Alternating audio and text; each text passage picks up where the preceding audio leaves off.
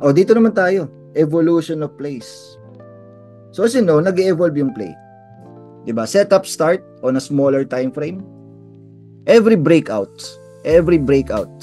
mag-uumpisa yung play sa smaller time frame. Yung mga, by the way, yung succeeding plays, mag-uumpisa yung succeeding plays sa mga smaller time frames and then will gradually transition into bigger plays on higher time frames as the trend strengthens and mature. Take a look at this chart as an example, So, ito yung daily chart. Parabolic, 'di ba? Parabolic moves. Yung mga mahahaba, mahahaba yung mga candles. Now,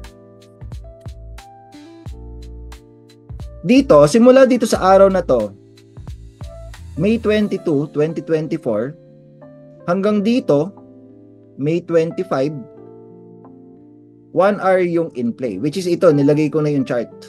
Ayun, kung mapapansin nyo, 1 hour yung in play. 1 hour, ano yung 1 hour? 1 hour RD. 1 hour razzle dazzle. So, mapapansin nyo, meron tayong first RD doon. Successful. Sumaksis eh. Diba? Sumaksis eh, yung RD. Diba? Sumaksis. Oh. Tapos dito, second RD, yung red. Sumaksis ulit eh. Sumaksis ulit eh. Diba? Third RD,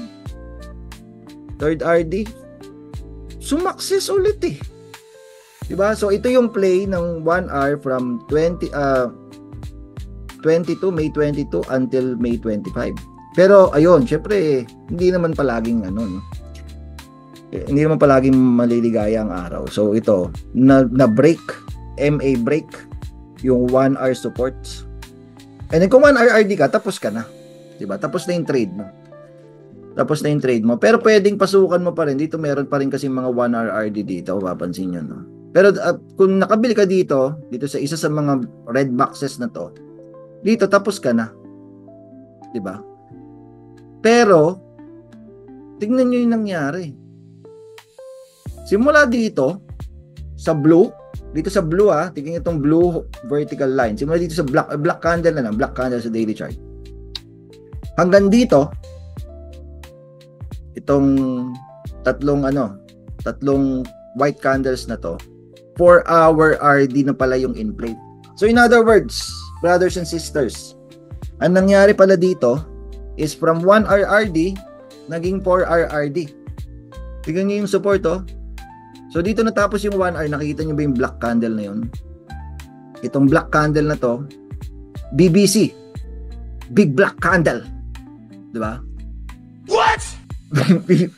Itong big black candle na to is ito yan, yung pag-breakdown na naganap. Pero, sabi ko nga sa inyo, hindi porket nag-breakdown dito is tapos na yung buong play, yung buong trade. Tapos na sa'yo. Diba? Kung 1 hour RD ka. Ay, sino ka ba? De, joke na. Parang, what? Diba? Tapos na sa mga 1 hour RD. O dito na papasok ngayon yung mga 4 hours RD traders. So ito yung inaantay nila. Dito pa, pwedeng wala silang trade, Pero ito talaga, there's a clear support sa 4 hour chart. So pwede pala yun. Meron palang RD sa 15 minutes, sa 1 hour, sa 4 hours meron. Pati sa 1 day meron eh. And then nag-continue pa rin. Okay.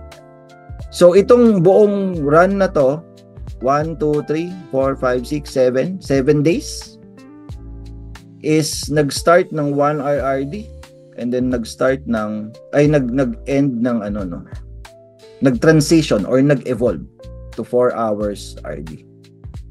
Now, I want you guys to observe yung mga breakout sa key levels kasi definitely may breakout to sa key level na hindi ko na lang naipakita or could be a bounce sa support. But I want you guys to notice na mag-start kayo. Hanapin nyo muna yung 5-minute RD and then transition to 15-minute RD, transition to 1 hour RD, and then 4 hours RD or could be mag-transition to 1 day RD kapag sobrang strong talaga, as the trend strengthens and matures.